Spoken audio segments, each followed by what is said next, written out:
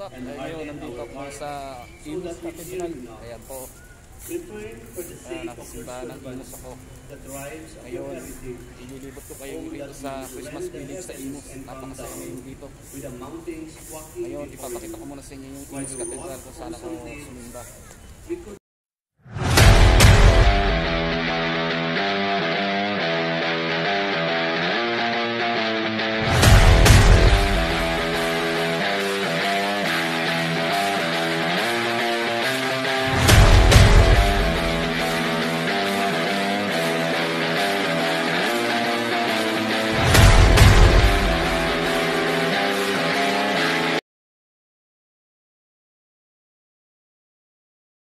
Ayan po, ngayon nasa Imus Cathedral ako.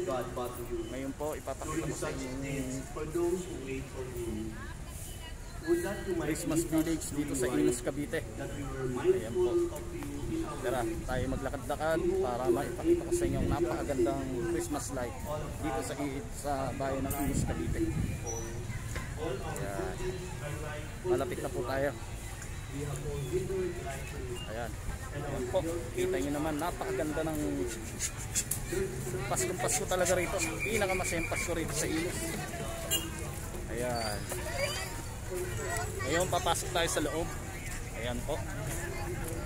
Medyo may sasakyan lang, kailangan tayo mag-ingat. Ayan o. Kita nyo naman, napakaganda ng view. Pumukuti-kutitak na Christmas light.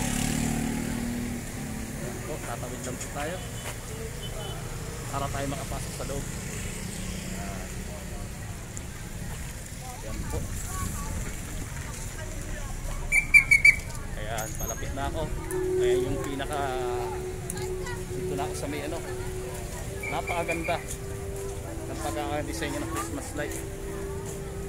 Ayan, maraming tao ngayon kaya medyo traffic.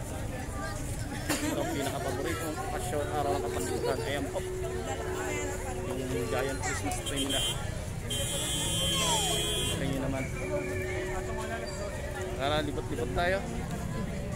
Ayan, marami mga baratilyo, mga nagkakainan. Umulan kanina, pero kanina nagpatila-tila mo na umulan bago dumiretso ko rin sa plaza ng Imus para suminda. Ayan o. Kaya ang Christmas spirit dito sa Pilipinas. Ayan, hindi tayo pwedeng dumaan, dito tayo sa kabila. Ayan, lumilingning ang Pasko rito. Ayan po.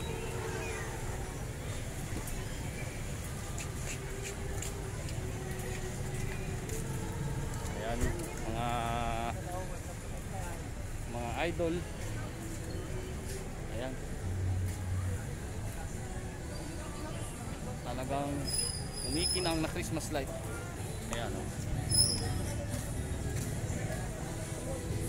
Dapat papasal din ako ng Kawit, Cavite, kaya lang nahirapan, dala ko bisikleta ko, baka hanggang dito na lang muna.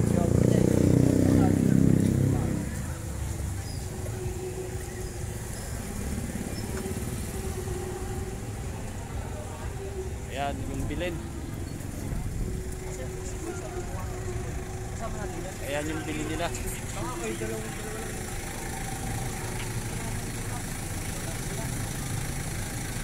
Ayan po. Ayan, ilalapit ko po. Ayan yung pinakabilin. Ayan. Ayan po.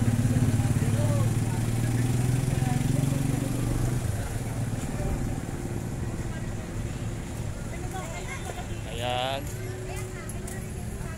Ito po ngayon sa loob ng Imus Cathedral.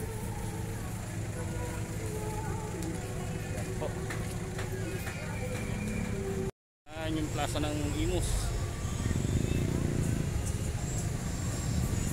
Ayan. Ayan yung pagpailaw. Okay, ayan, napakita ko sa inyo yung loob ng Christmas Village dito sa Imus, Cavite. Bala ko sana pumasyal din ng Kawit, kaya lang baka hindi na rin ako makapunta sa Kawit, Cavite. Gawa nang may problema ko yung bisikleta ko, hindi ko maipapat ng maayos, baka mawala yan. Pahirapan ako sa pag-uwi, kaya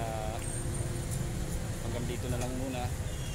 Happy blessed Sunday sa inyong lahat at God bless.